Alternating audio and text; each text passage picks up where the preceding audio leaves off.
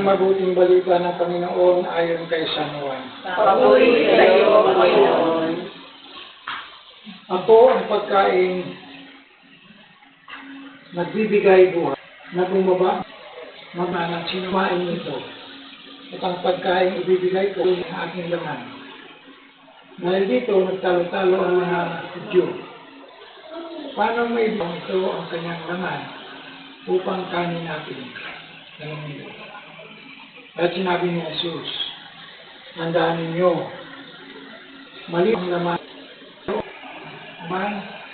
at umiinom ng aking dugo ay may buhay na walang hanggan.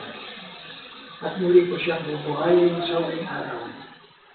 Sapagkat ang aking laman ay tunay na pagkain at ang aking dugo ay tunay na inom. Ang kumakain ng aking laman at umiinom ng aking dugo ay nananahan sa akin at ako sa kanya.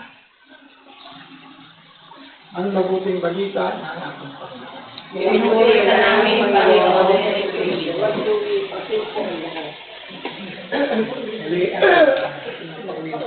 Magandang umaga sa ating lahat.